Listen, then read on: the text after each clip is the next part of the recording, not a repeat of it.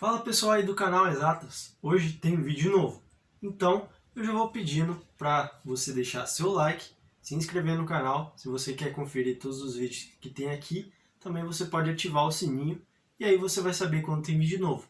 Eu sempre faço vídeos de matemática, química e física, então tem um conteúdo bem diversificado, posso estar trazendo também algumas curiosidades, por exemplo, alguns experimentos, legal? Então contribua aí com o canal e é nóis! Puxa a vinheta.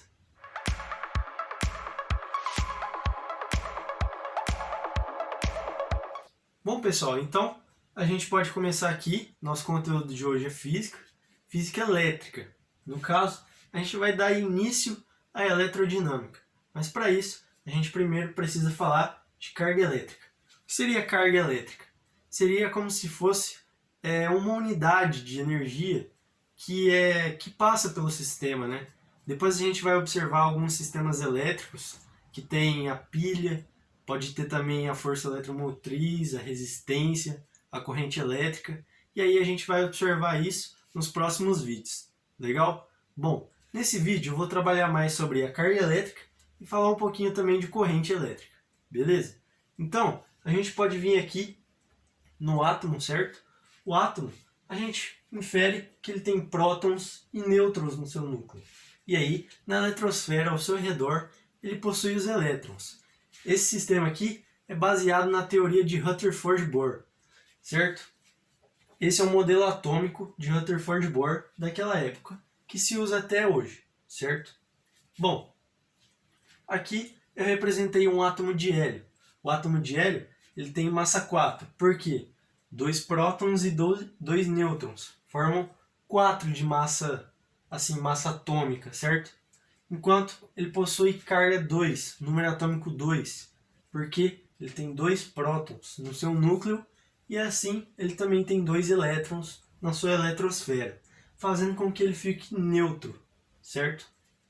Bom, e aí a gente pode levar em consideração isso aqui.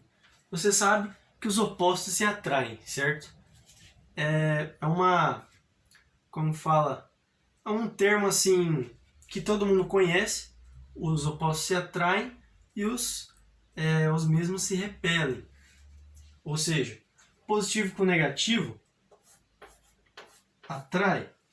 Positivo com positivo, sinais diferentes, se repelem. Negativo com negativo também, sinais iguais se repelem. Certo? Então a gente precisa ter essa ideia aqui para fixar na mente, para poder entender a carga elétrica e aí continuamente a eletrodinâmica. Certo? Bom, aqui na carga elétrica a gente pode analisar essa carga elementar. O que seria essa carga elementar? Seria a carga de um próton ou então de um elétron. Mas aí você se pergunta, como que eu vou saber se o exercício falar que a carga elementar de tantos tal? Assim, você vai observar pelo sinal, certo? Sinal da carga. Se for negativo, é porque tem elétrons a mais. E se for positivo, quer dizer que retiraram, ou seja, tem elétrons a menos. Lembrando também que você não pode arrancar prótons, porque senão seria mais um exemplo de radioatividade. Você estaria arrancando prótons. Na verdade, não seria nem prótons na radioatividade. Seria como se fosse a antimatéria do elétron, ou seja, o pósitron. Mas aí é conteúdo para outra aula, enfim. Então, você não consegue mexer nos prótons, certo? Você não consegue mexer no núcleo do átomo. Então, você vai fazer o seguinte.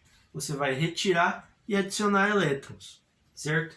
A gente pode observar em química, tanto os íons, eles têm carga mais e menos porque foram retirados ou adicionados elétrons, certo? Então, a gente pode observar essa fórmula aqui, Q igual a N vezes Z. O Q seria a quantidade de energia, a gente pode falar assim, do sistema ali em questão. Essa energia seria marcada em Coulomb.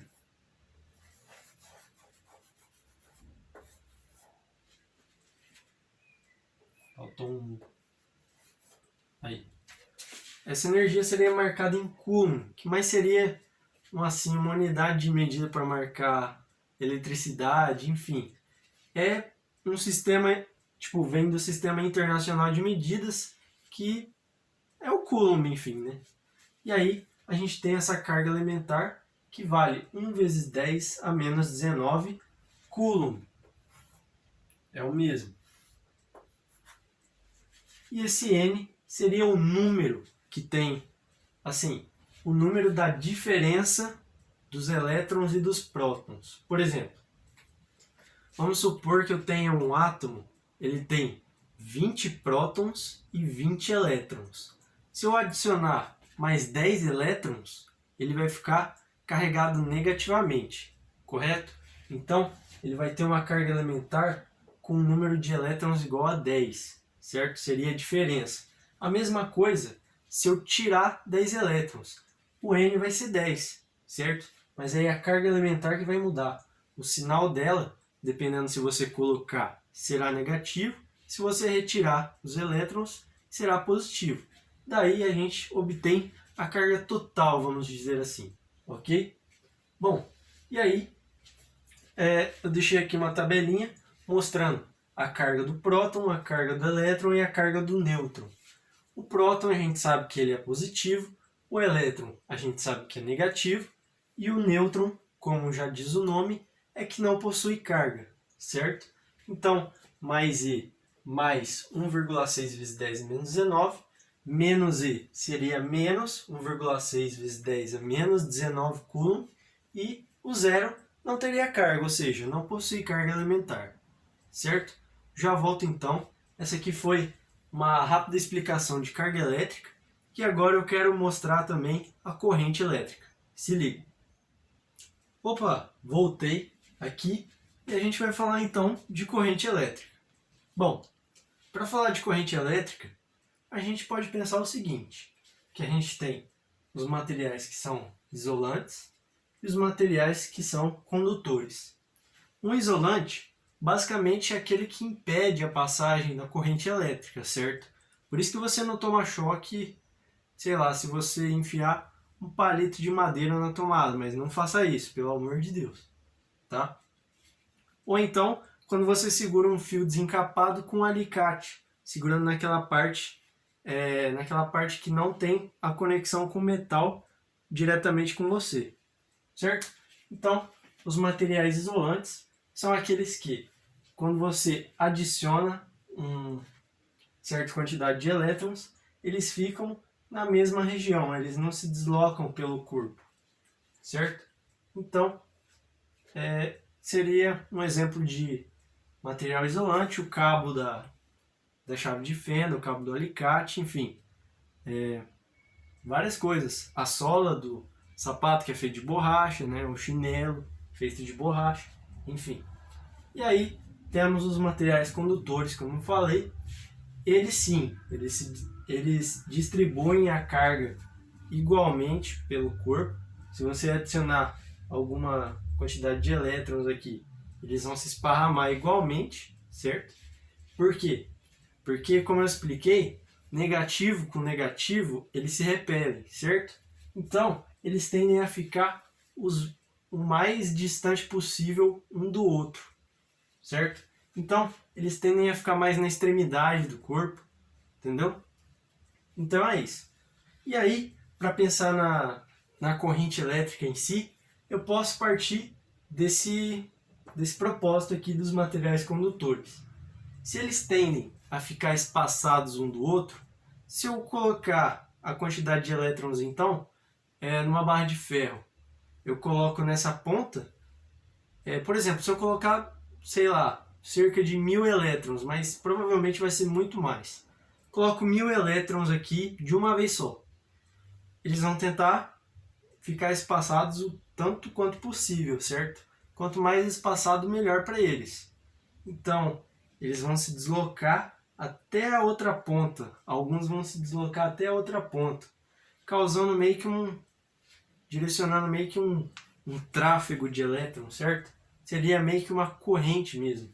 Imagina uma corrente de água. Seria quase a mesma coisa que uma corrente de elétrons.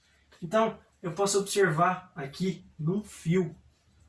O fio, ele tem, quando é quando o fio está descarregado, né? Quando não tem nada conectado em um fio, ele tem todas as suas partículas, todos os elétrons, eles ficam rebatendo, ou seja, eles não têm um movimento ordenado. Já o fio com a corrente elétrica, ou seja, quando ele está ligado a uma tensão, ele possui sim uma corrente, ou seja, ele fica em ciclos, certo? A gente vai observar isso muito bem nos ciclos quando a gente tem um circuito elétrico, onde a gente tem a pilha jogando a DDP, ou seja, a voltagem, para uma resistência, e essa resistência e essa pilha fazem com que uma corrente elétrica fique circulando no sistema, ok? Então, isso aqui explica bastante a corrente elétrica. Bom, e aí a gente pode analisar também a intensidade dessa corrente elétrica, só que seria uma intensidade elétrica média, porque eu não consigo calcular a velocidade de cada elétron, seria algo muito específico, a gente ainda não é capaz disso. Então, a gente calcula a intensidade da corrente elétrica média, que seria a variação da carga, esse delta, esse triângulozinho, indica uma variação, ou seja, final menos inicial, o delta é o final menos o inicial. Não coube aqui. Mas enfim. É o final menos inicial, o delta, certo? Então seria a carga final menos a carga inicial, que no caso a carga inicial sempre tende a ser zero, porque a gente sempre adiciona ou retira. Então, inicialmente o corpo sempre se mantém neutro. Então, a gente acaba falando que é o final, certo? A carga final. E aqui a variação do tempo. O tanto que aqueles elétrons, aquela energia, que na verdade é em Coulomb, certo? E aí a gente pode lembrar daquela forma que é igual a N vezes Z, que eu tinha acabado de colocar aqui agora há pouco, né? Então, isso aqui que vai ser analisado naquela fórmula da corrente média, certo? Então a gente pode falar, também a gente pode passar multiplicando aqui. Então, a corrente vezes a variação do tempo é igual a carga. Bom, mas aí a gente pode também colocar o sistema de unidades internacional. A corrente é medida em ampere, isso aqui, Coulomb, e o tempo é marcado em segundos. Ou seja, a gente pode inferir que Coulomb por segundo é igual ao tempo. Seria meio que uma medida de velocidade, certo? A velocidade em que os elétrons se deslocam no sistema, ok? E aí, a gente também pode analisar uma propriedade gráfica, que é bem comum em física a gente analisar gráficos, certo? Nesse caso a gente tem, no eixo Y, a corrente, medida em ampere, e no eixo X a gente tem a variação do tempo, que seria dado em segundos. E aí, se a gente for analisar, fizermos as contas certinho, a gente vai ter essa área aqui, certo? Essa área aqui, ó.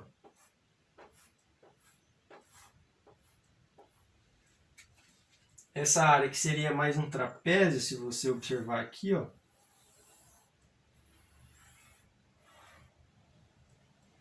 Ela seria numericamente igual ao Coulomb, ou seja, a quantidade de energia, ou Q, que é esse Q aqui, certo? Então você poderia, assim, se o exercício te desse um gráfico, você poderia analisar aqui a quantidade de energia, ou seja, quantos coulombs, e daí vem aquela ideia da carga elementar. Se eu colocar 1000 elétrons a mais, vai ficar com carga negativa, certo? Então a carga elementar vai ser menos 1,6 vezes 10 menos 19, e aí você multiplica esse valor por 1000, já que você colocou 1000 elétrons ali, certo? Eu acho que é isso, uma abordagem geral assim, para iniciar bem a eletrodinâmica. Lembrando também que tem a eletrostática, que é outro conteúdo, bem parecido inclusive, mas como as cargas estão em movimento, a gente diria que é dinâmica. Então, a gente está analisando aqui a eletrodinâmica já. A gente falou de carga elementar, a gente falou de corrente elétrica. Então, é isso. Beleza? Bom, espero que vocês tenham gostado do vídeo. Se vocês quiserem mais conteúdos como esse, eu indico esse canal aqui. Então, aperta por favor o botão de se inscrever, beleza? Vão aparecer daqui a pouco alguns vídeos, se você quiser dar uma olhada, certo? Também deixa o like para fortalecer e até logo. Falou!